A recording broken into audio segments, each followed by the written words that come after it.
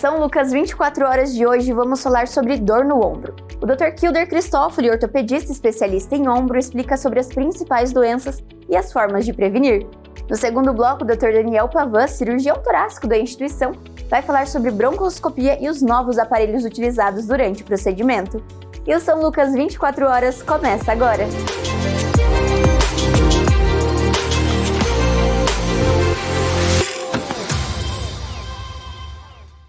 Olá, sejam bem-vindos a mais uma edição do São Lucas 24 horas. Hoje nós vamos falar sobre um tema que atinge pessoas de todas as idades e que pode comprometer atividades simples do dia a dia, como vestir uma roupa, pentear o cabelo ou até mesmo dormir bem, a dor no ombro. E para falar sobre esse assunto, nós recebemos o ortopedista especialista em ombro, Dr. Kilder Cristófoli, que vai nos explicar as principais causas e também os tratamentos disponíveis. Olá, doutor, seja bem-vindo. Muito obrigado, eu agradeço o convite aí, para a gente conversar um pouquinho e sanar as dúvidas do pessoal, né? Num tema que é muito recorrente na nossa vida. E justamente é isso que a gente gostaria de falar, doutor, porque sempre escuta, tô com dor, mas é um termo muito abrangente. Hoje a gente fala um pouquinho mais sobre as principais causas da dor no ombro. Mas antes, doutor, eu gostaria que o doutor começasse explicando pra gente, relembrando como que funciona a estrutura do nosso ombro, para então a gente chegar na parte das dores e das doenças. Sim, claro. Então, eu costumo falar que o ombro, ele é uma estrutura que faz muita coisa. E para ele fazer muita coisa, a gente entende que também tem muita coisa envolvida. Então, a estrutura do ombro, né, a articulação do ombro é uma articulação nobre, que ser envolvidos vários tendões, a cápsula articular, os ligamentos, justamente para manter aquela articulação funcionando como se fosse um reloginho. Né? Então, quando alguma peça desse reloginho começa a bater de forma errada, é aí que vem as dores no ombro, né? Claro, como você falou, a dor ela é uma coisa muito subjetiva. Dor, na verdade, ela não é uma doença. A dor ela é um sintoma de que alguma coisa não está funcionando como deveria. E aí gera esse sintoma. Então, por isso que a gente tem que investigar tudo para a gente conseguir tratar de forma correta conforme for a estrutura cometida, né? Então, assim, para a gente entender, na verdade, o ombro ele é uma articulação nobre e uma articulação que faz muito movimento. Então, nada no nosso corpo faz tanto movimento igual o ombro. Olha só, que curioso! Exatamente. Então, assim, justamente a gente paga um preço disso. Então, justamente por ele ter uma amplitude de movimento que permite a gente, desde carregar um peso, escrever, trabalhar, abraçar alguém, coçar as costas, isso também exige que essas estruturas, né, funcionem muito bem. Então, assim, a articulação do ombro, basicamente ela é formada por alguns ossos, né? Então, quando a gente pensa em ortopedia, a gente está pensando no osso. Então, a gente tem o osso do braço, né, que é o húmero, e a cabeça do húmero que vai funcionar como se fosse uma bola de golfe. E ela tem um encaixe. Só que esse encaixe, ele é extremamente raso, ele não encaixa completamente na cabeça. Então a gente tem um osso muito maior encaixando numa peça menor, né? Então, para manter isso no lugar, a gente tem os ligamentos, né, em volta, a própria cápsula articular, né, a cartilagem que permite um deslizamento. Em volta de tudo isso, a gente ainda tem os tendões do manguito rotador, ou os músculos do manguito rotador, que fazem uma compressão. Isso só são os músculos principais, porque a gente tem outras coisas envolvidas, desde os músculos do peitoral, da parte da frente do ombro, o próprio bíceps, a parte posterior ali da cintura escapular, né? Então tudo isso tem que funcionar para que você tenha essa amplitude de movimento. A partir do momento que uma dessas sai do lugar, sai ali do esperado, é onde que acontece a famosa dor, então, né, doutor? Exatamente. E justamente por ter muitas partes envolvidas, quase um quebra-cabeça, eu diria, né? Existem muitas doenças e possíveis causas de dor, então, né, doutor? O doutor poderia falar sobre as principais queixas que chegam no consultório, o que é mais comum acontecer, principalmente na nossa população, hoje pelo estilo de vida, pelo trabalho também, os hábitos. Explica um pouquinho pra gente. Justamente por ter muita estrutura, ele dá muito problema, né? Então, as queixas do ombro são muito frequentes no consultório. E não falo nem para mim, que sou especialista de ombro e cotovelo. Eu falo no consultório de ortopedia geral, às vezes até no postinho de saúde. Chega muito a dor. Então, eu costumo facilitar, assim, para o paciente entender melhor, uma divisão mais simples. Vamos lá. Então, a gente tem as doenças, né, e as dores causadas pelos processos degenerativos, que aí vem na população mais velha, ou seja, é o carro com a alta quilometragem. Tá? Então, é uma peça que foi muito usada e ela começa a desgastar. tá? A gente tem, em contrapartida, uma população mais jovem, mais ativa, a questão do trabalho. Então, questão de ergonomia de trabalho, isso influencia bastante na dinâmica do ombro, tá? No funcionamento dessas pecinhas, causam às vezes um impacto, geram inflamação, né? A gente tem as práticas esportivas, então população jovem, tudo bem que a população mais velha também está fazendo isso, e é muito legal, deve fazer mesmo, mas também tem as partes envolvidas com a questão da ergonomia de esporte, então o tipo de esporte que a pessoa faz, ou seja, é um hiperrecrutamento daquela musculatura, posições viciosas que vão gerar problemas no encaixe dessas pecinhas, tá? E aí outra grande coisa que a gente tem é o trauma. Seria também um motivo de busca ali, daí seria pro pronto-socorro, digamos assim. Exato, o trauma acaba vindo bastante pra gente, faz muito parte dessa rotina do ortopedista, né? Então a gente tem desde as fraturas por traumas motociclísticos, né, que são traumas de maior energia, com fraturas mais graves, mais complexas, necessitam muitas vezes de procedimentos cirúrgicos, né, fraturas de cotovelo, quanto a questão de fraturas da população mais idosa, adventas de quedas ou, às vezes, baques, né? Mais simples, né? Quedas simples que geram uma fratura mais complexa num osso que já está fraco, um osso osteoporótico. Então, a gente tem essas subdivisões e aí a gente fica flutuando e sabendo qual que é a melhor conduta para cada paciente. Existem também malformações que podem acontecer desde da infância que também prejudicam? Porque às vezes a gente ouve falar sobre o quadril, que às vezes tem, a gente usa essa comparação para ficar mais fácil para quem está assistindo. E no ombro também acontece ou ele é um pouco mais raro de acontecer? No ombro também acontece algumas más formações, né, que justamente vão atingir a biomecânica. Então a gente tem alguns defeitos de fusões ósseas, né? O ossinho da criança ele é aquele ossinho mais molinho, que tem as físis de crescimento. Então existem algumas falhas na ossificação, principalmente de clavícula, pode acontecer no úmero, que podem favorecer esse desvio biomecânico. É natural que a gente sempre veja realmente essa comparação com o quadril, realmente, eu também uso bastante no consultório a comparação do quadril, né, mas acontece, tá? Existem algumas malformações específicas, né, porque é uma questão anatômica. A gente estava conversando aqui desse tanto de coisa que tem, de tanto de coisa que mexe, por isso que dói, então se a gente tem também alguma malformação, uma coisa milimétrica, né, acaba dando uma repercussão de dor no ombro, dor no cotovelo, enfim. Então, as repercussões anatômicas alteram muito a biomecânica do ombro. Perfeito. E, doutor, a gente comentou também bastante sobre essa questão do trabalho, e o doutor havia citado anteriormente a questão do esporte também, que hoje a gente vê, graças a Deus, cada vez mais a população indo atrás e levando essa questão da saúde muito a sério. É nosso papel aqui também reforçar sobre isso, mas em contrapartida, pode acontecer essa questão de lesões, como o doutor disse, por má postura, alguns cuidados que a gente deixa passar. Quais são os principais esportes ou causas dessas falhas, dessas lesões no ombro, principalmente? Sim. O esporte ele é uma coisa muito boa pra gente. A gente quer que quanto mais gente fazendo é melhor pra gente, né? Como ortopedista, como saúde muscular, osteomuscular, isso é excelente pra gente, né?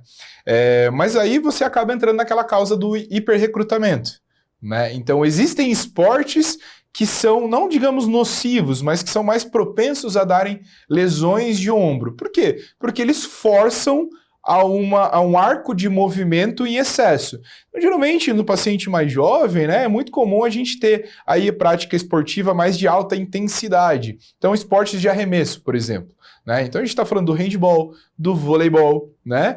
Mas aí uma coisa que também muita gente não pensa, até a própria natação, ela envolve um movimento acima da cabeça, né? Que é aquela passada a nadada, né? Para empurrar. Então, isso ajuda muito a articulação aí a ter alguns probleminhas. Em esportes de impacto, então a gente tem a luta, né? Esporte de movimentos que aliam as duas coisas, impacto e movimentos acima da cabeça, o tal do CrossFit, né? O CrossFit acaba exercendo uma pressão muito grande no ombro, né? E por isso que a gente tem que tomar cuidado. Não é desincentivando ninguém a fazer CrossFit, ninguém a fazer esportes acima da cabeça, só que aí reforça mais uma importância de que tem que ser acompanhado, de que tem que ser um negócio saudável para o paciente, né? Para ele não começar a exigir demais, sentir dor e acabar prejudicando aí o andamento ali, o funcionamento do ombro, né? Até porque muitas vezes a gente costuma ouvir, dor é normal sentir dor. Não é normal sentir dor, né, doutor? Não tá certo. Se tá sentindo dor é porque alguma coisa realmente está acontecendo. Exatamente. Certo? A dor, ela é um botão, é um alarme. É o alarme de incêndio. Não adianta nada a gente só olhar o alarme e não fazer nada contra o incêndio. Entendeu? Então a gente tem que regular, tem que saber qual que é o caso do paciente e tem que agir na causa da dor. Né? Certo. E falando sobre a questão do diagnóstico, então, doutor, para a gente pensar nos tratamentos para essa questão do ombro, existem exames, é feita uma questão mais clínica, de histórico do paciente, ou também vocês têm esse conjunto de exames de imagem ou outros tipos de exame que auxiliam?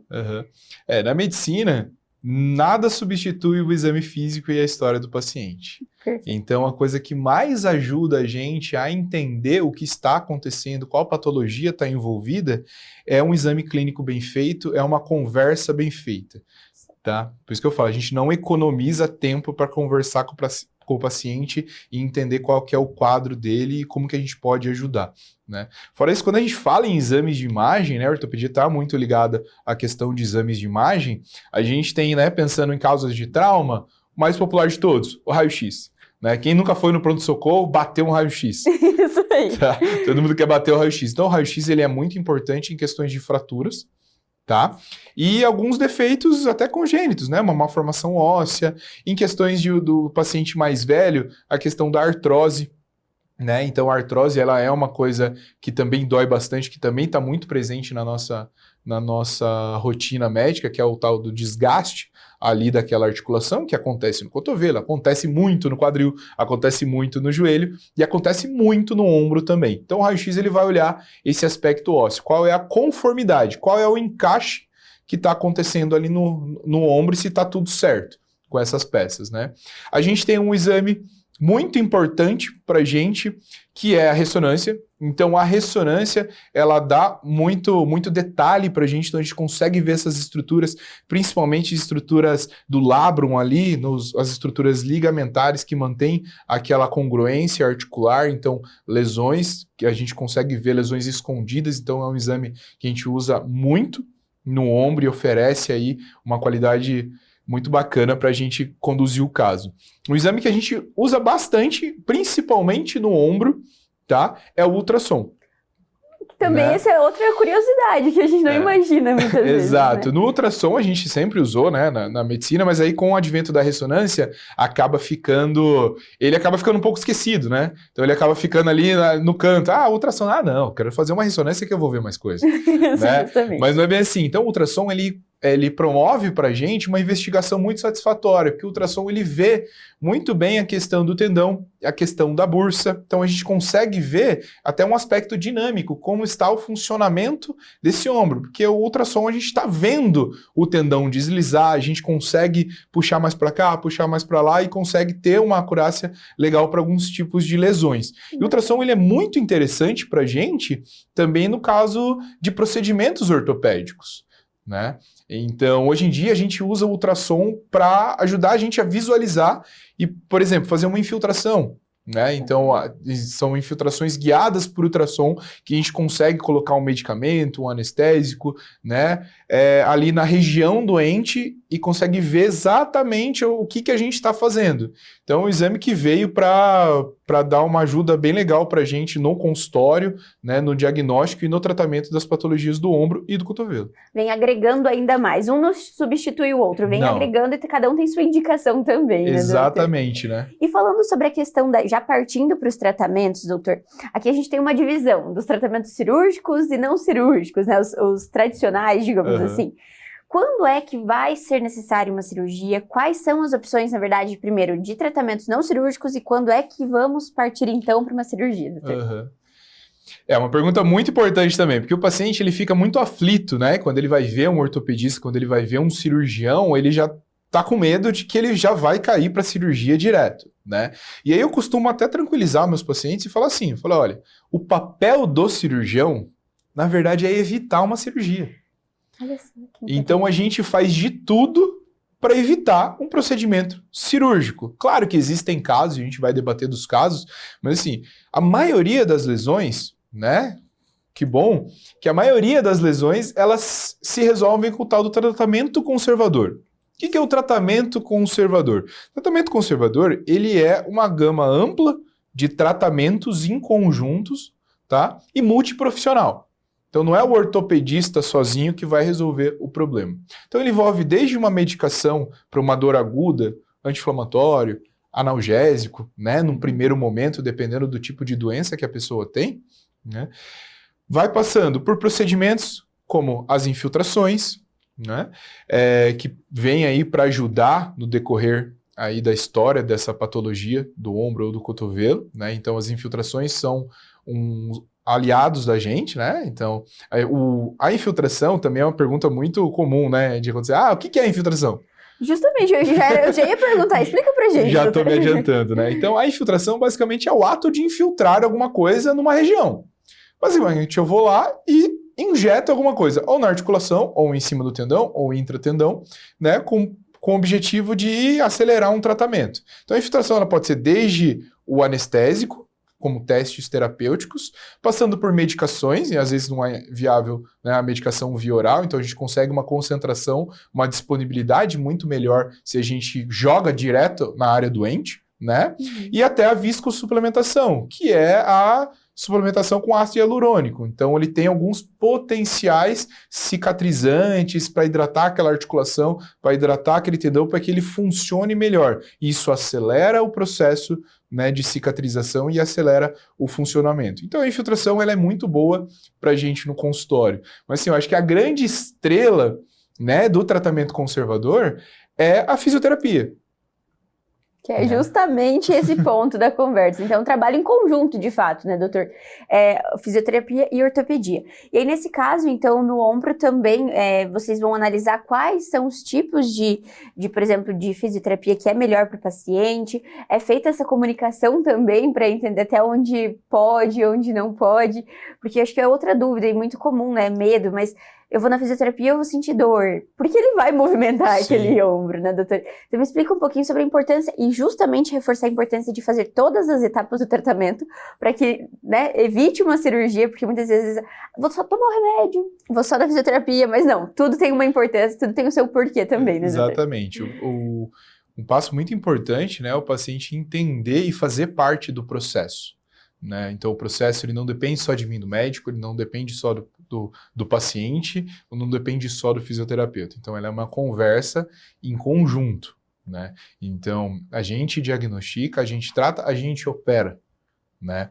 Mas o fisioterapeuta ele também tem um papel muito, muito, muito importante nesse processo. Seja ele antes da cirurgia ou pós-cirúrgico. Né? Então, o fisioterapeuta ele vai reabilitar o paciente, ele vai ensinar aquele tendão doente a trabalhar de forma adequada, a trabalhar com uma carga que ele aguente. Ele vai literalmente começar passinho por passinho, ensinando, e para que isso aconteça, é uma escadinha. Né? E é natural que o paciente fique angustiado, que o paciente até sinta um grau de desconforto, um grau de dor. Não é para ele sentir muita dor durante um processo de fisioterapia, que também seria alguma coisa errada. Mas ele tem que entender que esse processo ele não é fácil. Ele é grãozinho por grãozinho, de degrau fato, por degrau. né? É um treinamento, né? E ele precisa entender das fases que ele tá. Não tem como a gente exigir que um paciente ele tenha um super desempenho logo na primeira, segunda sessão de físio, porque senão ele não precisaria estar ali, se ele tivesse um altíssimo desempenho, né? Então ele tem que entender esse processo, tá? E o fisioterapeuta ele é essencial para a gente, tanto no pré-operatório quanto no pós-operatório. E aí, passando para a parte das cirurgias, doutor, quando é que é necessário, como são feitas as indicações cirúrgicas, então, de um paciente, e quais são as principais motivações para uma cirurgia? Então, quais são as doenças, as patologias mais comuns que acabam tendo que operar? Isso faz muito parte, a indicação cirúrgica, ela faz muito parte do nosso dia a dia, né? Se todo mundo melhorasse com o tratamento conservador, o cirurgião também não existiria. né? Então, mas existem alguns casos que a gente tem que indicar, até porque a gente consegue reabilitar esse paciente de uma forma melhor, né? E devolver uma qualidade de vida melhor para ele, né? De uma forma mais rápida, que ele consiga ganhar força. Então, assim, a cirurgia, ela é indicada para aqueles pacientes com a falha no tratamento conservador. Então, o paciente está lá, ele não está melhorando, ele já fez um ciclo longo, a gente está tentando, já suplementou o paciente, já fez a físio e ele não está tendo aquele resultado esperado. Ele acaba tendo uma indicação cirúrgica. Lesões, né, do manguito rotador. Então, são lesões, a gente divide em lesões parciais e lesões totais. Parcial, lembra da analogia da corda? A corda só desfiada, né? Certo. Ela só está machucada e você vai ver o quanto que ela está machucada. Lesões parciais a gente divide em porcentagem. Ah, ela está menos que 50%, mais que 50%, né? 90%, às vezes tem alguns dados assim que chegam para a gente. Então, quanto mais desfiada ela tiver, mais provável que esse paciente caia num procedimento cirúrgico, porque ela não consegue ali cicatrizar sozinha. Quanto menos desfiada, ela tem um processo regenerativo satisfatório e fica tudo bem, né? Então, lesões parciais que a gente fala de alto grau, né? Então, são lesões que a corda está muito desfiada, tem que ir lá e operar, né? Lesões totais, então o tendão ele não tem a capacidade de regenerar, tá? Então, lesões totais do manguito, a gente acaba tendo uma preferência cirúrgica também. Lesões instáveis, né? Instabilidade do ombro, aquele ombro que sai do lugar, geralmente é o paciente mais jovem. Essa era uma coisa que eu ia perguntar, doutor. É comum, às vezes, a gente falar, né? Usar esse termo, né? Deslocou, saiu do lugar. É realmente isso que acontece, doutor? Ele realmente sai do lugar? Exatamente. O doutor explicou sobre a pecinha maior e a pecinha menor, então ela sai. Sai do lugar. O ombro, ele sai do lugar. Não só o ombro. O dedo sai do lugar, o quadril sai do lugar, o joelho sai do lugar. Tudo que mexe pode sair do lugar. Toda articulação, quando perde a congruência, a gente dá o nome de luxação.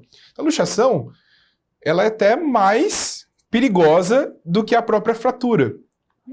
Né? Então, a própria fratura, a gente dá muita importância. Fraturou. Não, só luxou. O termo luxar é o sair do lugar. Quando ele sai do lugar, ele faz algumas estruturas que estão em volta sofrer. Literalmente, a pecinha do quebra-cabeça, ela desencaixa. Né? E a gente tem estruturas nobres em volta. E é justamente, né, a gente muitas vezes não racionaliza o funcionamento do nosso próprio organismo, né, doutor? Para que funcione, tem muita coisa envolvida e às vezes a gente só se dá conta quando acaba realmente tendo alguma situação ali controversa. E, doutor, falando sobre essa questão ainda das evoluções que o doutor citou, sobre as técnicas cirúrgicas, hoje a gente vê na ortopedia também, inclusive no São Lucas, chegou recentemente o robomeico, né, o braço robótico. Na parte de ombros também a gente visto essa evolução, doutor? Explica um pouquinho pra gente mais sobre essa questão, tanto das técnicas, do aprimoramento médico e, consequentemente, dos aparelhos que são utilizados e que irão ser utilizados futuramente. Sim, com certeza. A ortopedia ela está evoluindo de uma forma surpreendente, né? Então, a cada década a gente tem as cirurgias ali que vão aumentando a qualidade, que a gente vai melhorando a questão do material e vai surgindo coisa nova, né? Então, o que era, às vezes, 10 anos, 20 anos atrás, impensável, né, em questão cirúrgica, já hoje em dia já faz parte da nossa rotina. Então, se você falasse aí para o médico ali dos anos 2000, quanto mais da década de 90, que existiria ali um auxílio de robô, né, que a gente ia conseguir, às vezes, até operar um paciente, não só na ortopedia, mas às vezes na cirurgia geral, urologia, gineco, né, que a gente conseguiria operar um paciente sem nem estar no hospital. A distância. A turma ia falar que a gente estava doido, né, então ia duvidar com todas as forças, né. No ombro não aconteceu diferente, então as cirurgias do ombro antes eram todas as cirurgias abertas, né, então com campos, incisões grandes, né, existiam aquele ditado, grandes cirurgiões, grandes incisões. Né? Então, quanto maior a incisão, maior a cirurgia, melhor o cirurgião era, né? E isso vai mudando um pouco, e a nossa grande evolução do passo na cirurgia do ombro, ela foi a artroscopia.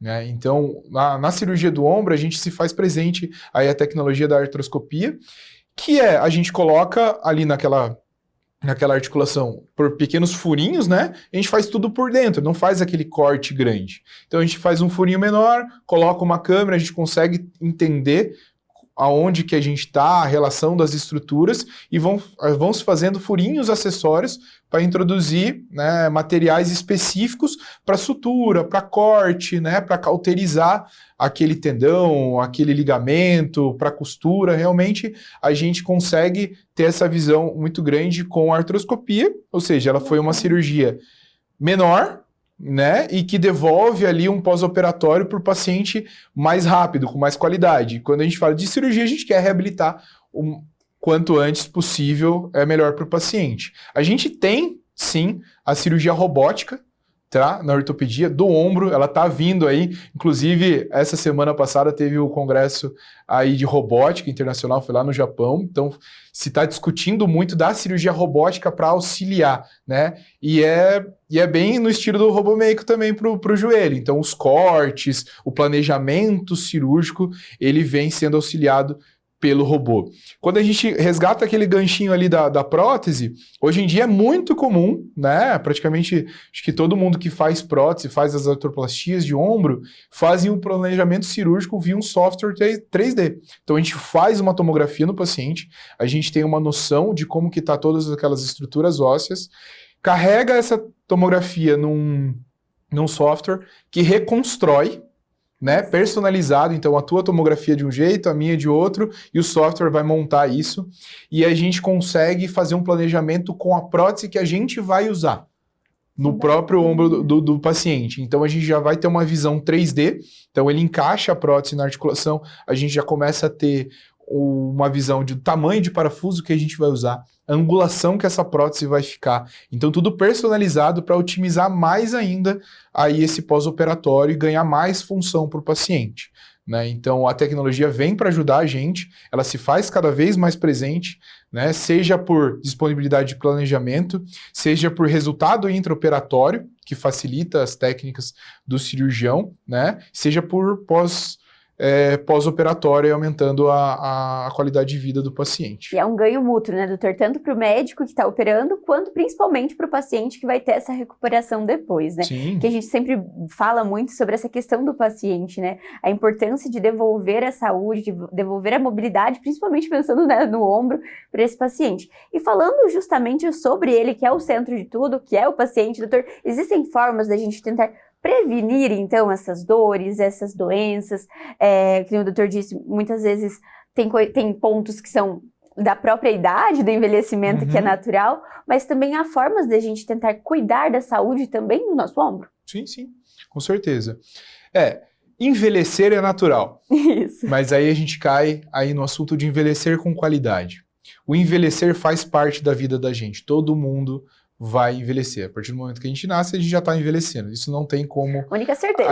Exatamente, a gente não tem como evitar isso. A gente tem como agir na qualidade. Então, envelhecer é normal, sentir dor não é normal, né? Então, o envelhecer com qualidade. Então, o paciente tem que sempre ter ali aquela ideia daquelas divisões, né? Então, a gente tem ali, o paciente ele tem que se preparar para envelhecer bem. Então, ele tem que condicionar o tendão dele de uma maneira com estímulos, né? Então, o paciente sedentário vai ter muito problema na velhice. Não só do ombro, né? Para todas as articulações, para todos os sistemas aí do corpo, né? Então, o fato de você se preparar para o envelhecimento faz muita diferença. Então, fazer musculação, fazer atividade física, né? Se preparar ali na ergonomia de trabalho. Então, os vícios posicionais. Existem trabalhos que exigem mais da gente, outros menos. Mas todos têm pontos que a gente consegue melhorar a questão da ergonomia, a questão do jeito que você faz aquilo no teu dia a dia, né? Então, o se preparar para envelhecer é normal, né? A gente tem que sempre estar ali pensando no envelhecimento de forma segura para que isso não gere um quadro de dor aí futuro. Caso o paciente venha a sentir essa dor, então que procure um especialista para fazer o tratamento adequado, né, doutor? Acho que essa aí também é importante reforçar a busca por profissionais qualificados e que estejam aptos, então, a olhar para esse paciente como um todo e olhar para a saúde desse paciente, certo? Com certeza, né? A gente tem, graças a Deus, a gente tem uma gama muito ampla de arsenal terapêutico, né? Então, a gente consegue lidar desde com um paciente que tem um quadro inicial de dor, que até às vezes um processo simples, ele melhora rápido, às vezes dando um remédio, às vezes só fazendo algumas sessões de físio, às vezes mudando o jeito que ele faz uma determinada função no dia a dia dele, uma coisa às vezes boba, mas que pode mudar a repercussão, né? E que isso o profissional, né, o ortopedista, o cirurgião de ombro e cotovelo, né, o especialista, ele vai cuidar da melhor forma, né? E isso aliado ao tratamento aí do paciente com a fisioterapia, com todo mundo em volta, eu acho que o paciente só tem a ganhar com isso tudo. Doutor, muito obrigada pela participação no São Lucas 24 Horas, foi uma honra. Acredito que nós tenhamos muito mais para conversar e já fica aqui o convite para vir mais vezes, viu, doutor? Imagina, eu que agradeço aí o convite do São Lucas, eu estou muito feliz de estar aqui para participar e esclarecendo algumas dúvidas num quadro tão importante, né, e que muitas vezes é subestimado, mas que pode aí ser sanado de uma forma mais simples possível para evitar um risco. Então a informação com certeza vem aí para ajudar a gente bastante no nosso dia a dia. É isso, muito obrigada, doutor. E o São Lucas 24 Horas vai para um rápido intervalo e no próximo bloco nós vamos falar sobre o procedimento de broncoscopia. Não saia daí!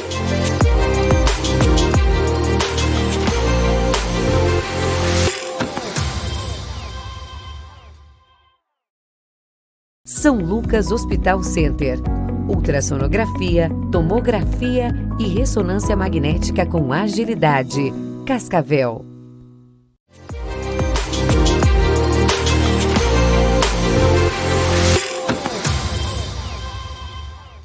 A broncoscopia é um exame essencial no diagnóstico e tratamento de diversas doenças que acometem o sistema respiratório.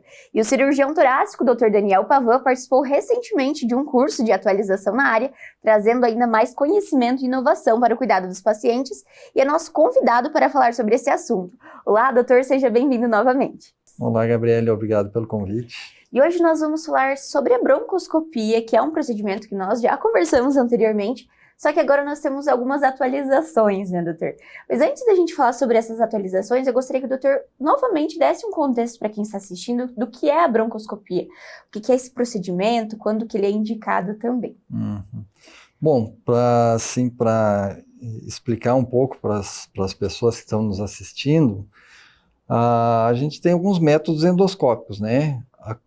Colonoscopia é um método endoscópico para estudo do intestino, a endoscopia digestiva alta, que faz o estudo do esôfago e do estômago, e a gente tem a broncoscopia, que é o estudo endoscópico das vias aéreas, né?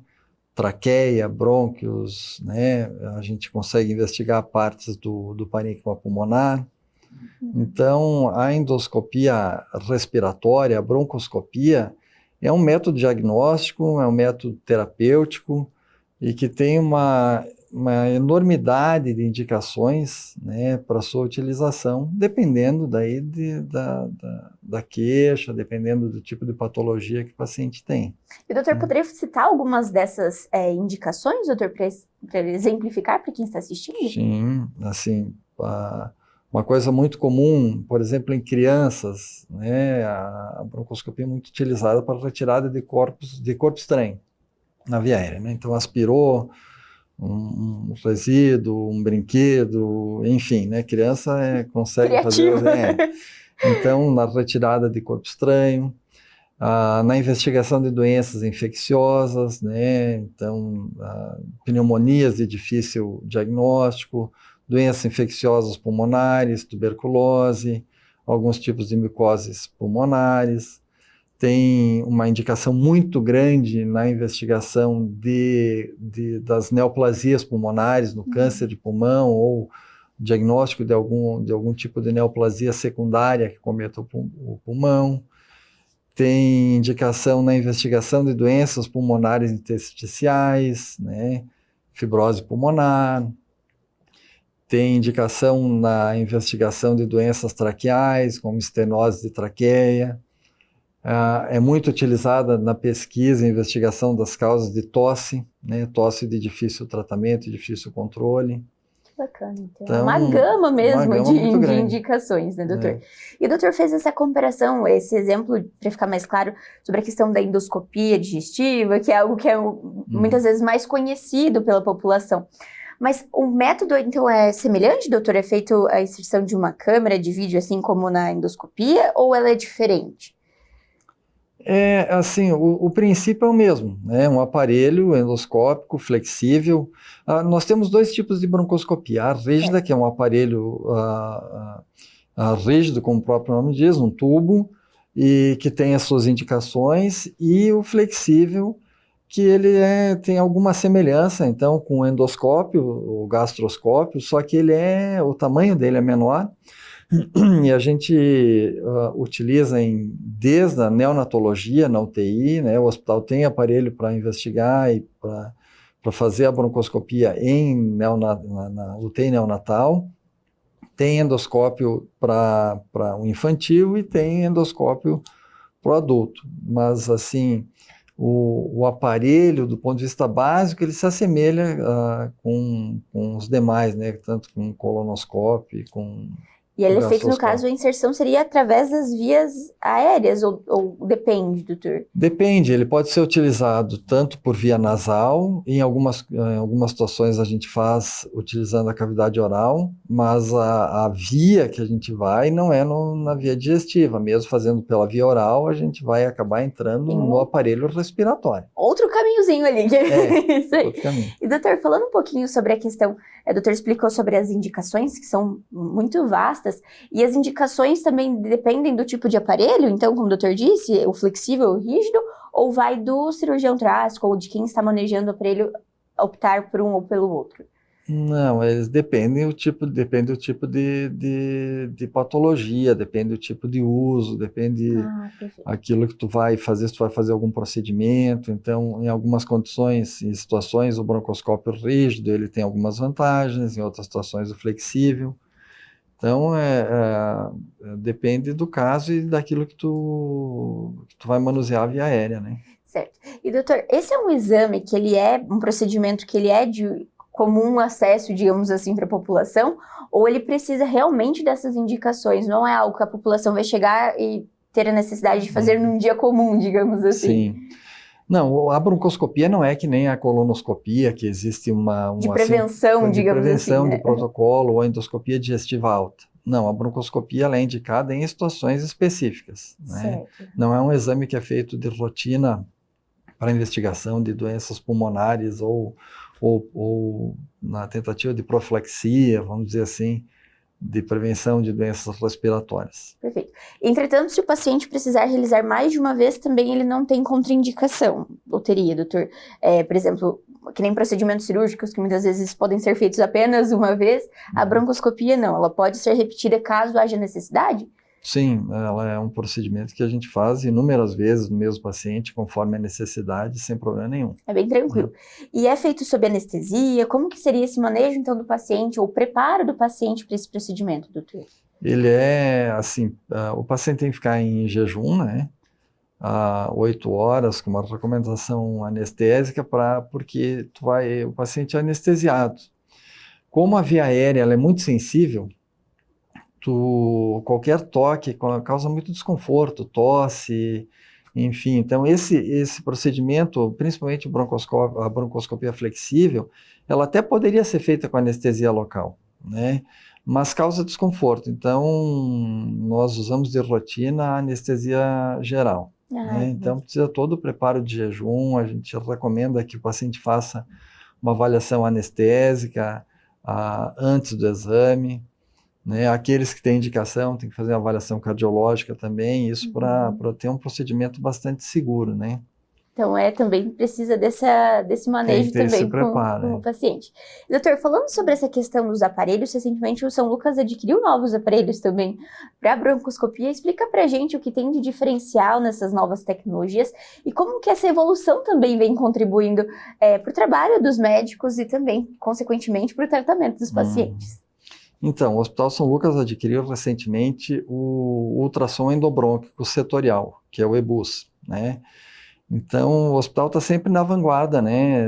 Adquirindo materiais, equipamentos para proporcionar para a equipe tanto de cirurgia torácica quanto pneumologia, enfim, recursos para investigar as patologias, porque a medicina ela sempre está evoluindo, cada vez mais a gente tem a tendência a procedimentos menos invasivos, a evolução das terapêuticas, tanto de neoplasia de pulmão, do ponto de vista de quimioterapia, quanto diagnóstico, quanto estadiamento, exigem procedimentos com maior frequência, cada vez com mais refinamento técnico para diagnóstico de lesões periféricas, lesões pequenas. Então, existe a necessidade de investir em material para isso, né? Doutor, o que seria esse ultrassom como que é? Desculpa. Ultrassom endobrônquico setorial. Endobrônquico, olha só que nome complexo. Como que ele funciona? Ele também segue essa lógica da broncoscopia, mas ele é um pouquinho diferente? Como que seria? Isso, então assim, o equipamento, ele é semelhante a um broncoscópio usual, porém, ele tem um transdutor de ultrassom na ponta do aparelho, né, acoplado a ele. Então, esse equipamento é utilizado somente para esse tipo de procedimento, que é o ultrassom realizado dentro da via aérea. Então, o objetivo dele, ele é feito dentro da traqueia, ele acessa os brônquios, e a gente, com esse ultrassom, tu consegue definir as estruturas que estão para o lado de fora da traqueia, né? E geralmente a gente tem 3 tipos de estruturas, ou uma estrutura vascular arterial, ou estrutura vascular venosa, ou linfonodo. No caso, o interesse da investigação é nos linfonodos. Então, tu localiza esse linfonodo que está para o lado de fora, junto da via aérea, localiza ele, identifica se ele é um linfonodo, né, se não é um vaso, porque aí tu tem condições de fazer estudo de Doppler para ver se tem fluxo sanguíneo ou não. E aí tu define que é um linfonodo e aí ele tem um canal onde passa uma agulha e essa agulha perfura o brônquio ou a traqueia e acessa esse linfonodo e colhe material para estudo, né? Tudo no mesmo procedimento? Tudo no mesmo procedimento. Então, é feito estudo de várias estações linfonodais, né? Todas as estações que a gente define antes do exame, pelo estudo tomográfico, daí tu vai ver quais as estações que tem maior chance de tu ter acesso. E aí tu faz a biópsia de todos esses linfonodos, né, de maneira isolada e encaminha para estudo, né? No caso, só para a gente esclarecer, doutor, porque pode ser que surja essa dúvida, essa questão do linfonodo nas vias ali pulmonares, ela seria, o que ele seria, doutor? O que ele causaria no paciente? Só para a gente esclarecer o porquê do estudo também. Os linfonodos não são estruturas que não são desejadas, né? O linfonodo é uma estrutura do sistema linfático que serve para as defesas. Então, as cadeias linfonodais existem, né? E só que elas são acometidas por determinados tipos de doença e eles aumentam de tamanho, né? E aí tu vai investigar se esse linfonodo aumentado ele é só uma questão inflamatória ou ele tem alguma doença acometendo. Se esse paciente tem uma neoplasia de pulmão, um câncer de pulmão e tem um linfonodo aumentado, esse linfonodo é comprometido ou não pela neoplasia? Porque às vezes se ele é comprometido, muda a conduta terapêutica. Algumas vezes esse paciente fez já um tratamento, tinha um linfonodo num tamanho que a gente não suspeita de comprometimento, mas ao longo do acompanhamento esse linfonodo passou a aumentar. Aí esse paciente é reinvestigado e aí existem vários métodos para investigar, né? A mediastinoscopia, que o hospital tem equipamento, a toracoscopia, que também o hospital tem equipamento, mas o ultrassom endobrônquico é um outro método, né, que serve como assim, artifício a mais, né, também, né, porque uma possibilidade a mais. Exatamente, tem pacientes que têm contraindicação de fazer a mediastinoscopia, né, e aí como é que tu vai acessar esse linfonodo? Tem contraindicação de fazer a toracoscopia, aí tu tem a possibilidade de fazer essa investigação com o ultrassom endobrônquico. Então, é um arsenal de métodos diagnósticos, né? E junto com essa questão desse novo aparelho, tem também um curso que o doutor está realizando. E o doutor poderia falar um pouquinho sobre essa atualização, doutor, também, que além dos aparelhos, tem toda essa bagagem de conhecimento também para os tratamentos, certo? Assim, a medicina assim, evolui do ponto de vista de material e do ponto de vista, né, científico. E esse método, ele exige um treinamento da equipe, né? Então, a equipe de cirurgia torácica tem que se preparar para isso, né? Então, eu estou fazendo a formação nesse tipo de endoscopia, né, lá no Einstein, em São Paulo, e toda a equipe tem que se reformular, porque a broncoscopia isolada, a equipe é mais enxuta. Já o ultrassom endobronquico, ele exige mais do anestesista, exige mais da equipe, exige mais tanto da equipe de enfermagem, exige mais da equipe médica, e exige a presença de um técnico em citologia na sala durante o exame, para ele passar para quem está fazendo o exame se o material que está vindo é um material adequado. Ele não dá o diagnóstico, mas ele vai dizer, não, esse material veio adequado para o patologista depois examinar a lâmina. Olha só.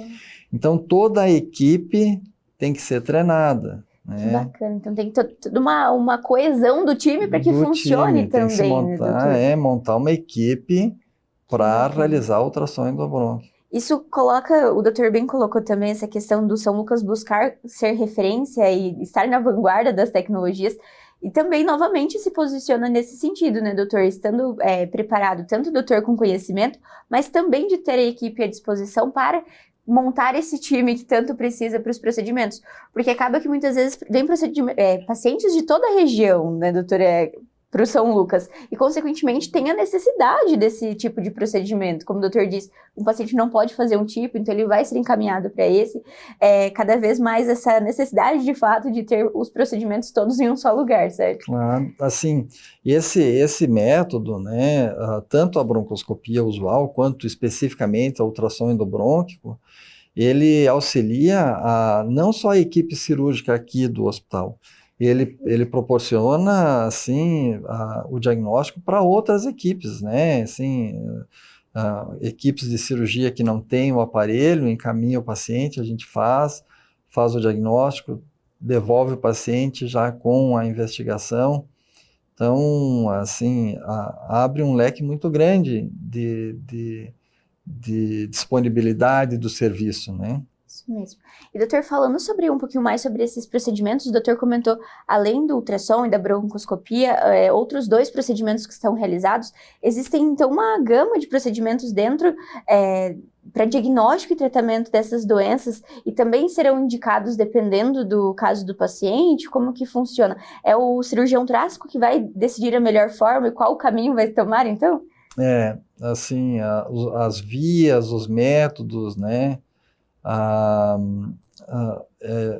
necessidade da avaliação médica, né? Perfeito. E geralmente multidisciplinar, né? Tanto do cirurgião, do ponto de vista técnico, qual a via que ele vai escolher, certo, do oncologista clínico, te traduzir aquilo que ele precisa de material, do patologista, te passar se aquele volume de material que tu encaminhou é adequado para todos os estudos que ele tem que fazer daquela peça, né? E porque por vezes, vamos supor, o paciente tem uma neoplasia de pulmão, fez quimioterapia, fez radioterapia, houve uma regressão da lesão, um tempo depois ele voltou a apresentar um aumento linfonodal mediastinal. Se sabe que em pacientes que fizeram tratamento com quimioterapia, radioterapia, o mediastino, que é o espaço entre os pulmões e aonde a gente vai encontrar os linfonodos de interesse, muitas vezes a gente chama de mediastino congelado, quer dizer, ele tem uma reação inflamatória cicatricial tão grande que não permite tu acessar, por exemplo, pela mediastinoscopia, né? Então, em torno de 50% dos pacientes, tu não consegue acessar pelo mediastino. Então, tu vai tentar por outro método, ou pela toracoscopia, ou pelo EBUS, né, que vai fugir dessa área toda aderida. Certo. E todos eles são métodos minimamente invasivos, ou no caso somente o do EBUS, doutor? Todos eles são minimamente invasivos. Né? E o doutor bem colocou no comecinho da nossa entrevista essa mudança da medicina, essa evolução da medicina, tornando procedimentos cada vez mais minimamente invasivos. E, doutor, um ganho muito grande para o paciente também isso, né? Justamente dele conseguir fazer os procedimentos sem muitas vezes a necessidade de ser de uma cirurgia aberta, de um procedimento aberto, isso também é um ganho muito grande, né? Uma constância, tanto dos equipamentos estando cada vez mais afinados, como o doutor disse, quanto da equipe, certo? Sem dúvida, porque todo procedimento que nós fazemos em medicina tem o risco de complicação, né? Então, um desafio é tu oferecer um diagnóstico, tu oferecer uma solução, tu oferecer um tratamento, sem levar ou assim, expor ao paciente ao menor risco possível. Perfeito. E a gente sabe que esse risco sempre existe, sempre vai existir e faz parte do nosso dia a dia. Mas óbvio que quanto menor o risco, né, quanto mais rápido tu devolver esse paciente para a família, para o trabalho, para o lazer, né, melhor, né?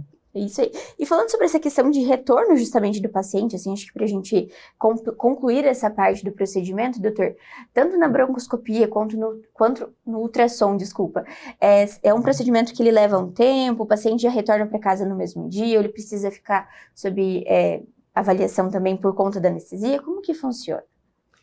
Depende, né? Usualmente, o que é o usual, ele vai para casa no mesmo dia, né? Certo. A broncoscopia flexível, que nós fazemos com mais rotina, ela demora em torno de meia hora, né? Às vezes um pouco mais, entre o procedimento anestésico e o procedimento da broncoscopia. Já o ultrassom endobrônquico, ele demora bem mais, ele varia o tempo de 2h30, eventualmente 3 até 4 horas. Isso. Porque são várias estações linfonodais que são biopsiadas, cada estação é coletado três amostras de material e tem que ser preparado isso na sala, tu tem que aguardar para ver se o material foi bom ou não, se não foi bom tu repete. Então é um exame que leva mais tempo. Mas o paciente vai embora no mesmo dia. Algumas vezes, se tu tem que fazer determinados procedimentos que exigem o risco de fazer alguma complicação ou que tem uma incidência e aí esse paciente tem que ficar mais tempo no hospital em observação.